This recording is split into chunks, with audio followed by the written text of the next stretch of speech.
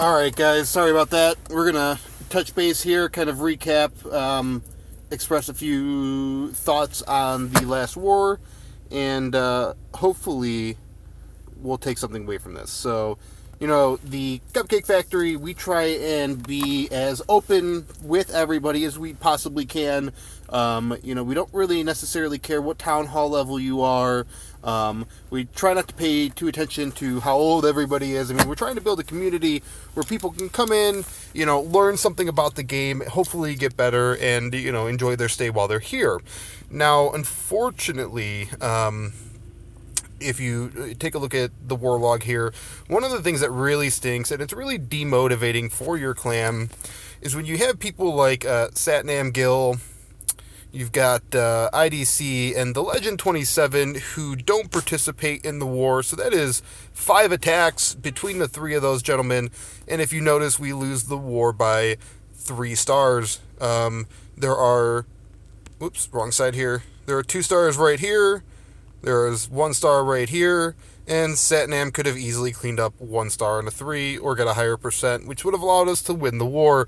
So instead of, everybody participating in us fighting this war together, and instead of us losing a very close war, or potentially winning a very close war, we end up losing a very close war in the most brutal way, and that way was your friends, your teammates, the guys that you kind of rely on when you do go into these battles here, weren't there for you. So you let everybody down.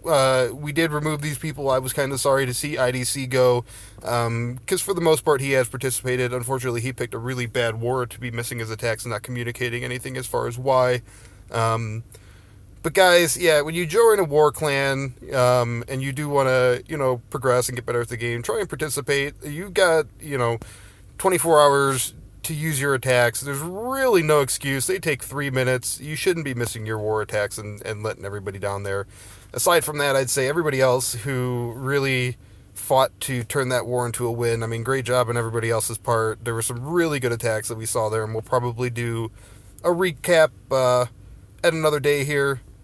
But as far as the actual strategies that were used and some of the different attacks that happened, but for now, I wanted to touch base on, why it is so important for you to make sure that you are utilizing your attacks in war, so that we're not left in a situation like this where, it's a really close war and everybody's into it, and you got a couple people not attacking, and it's deflating. It's not fair to everybody else, and so that's the reason why we chose to move on from people like that. We're pretty forgiving. We tend to let people, try their best and do what they can. We know that people have bad attacks every so often and that kind of thing. But the one thing that we don't necessarily care for is when you just don't attack and don't help your clan. But, alright guys, tonight we'll jump on here. We'll do a live stream.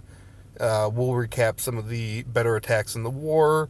And hopefully we'll have another war going here. We'll take a look at those matchups and see how that's going to look. We'll see you later.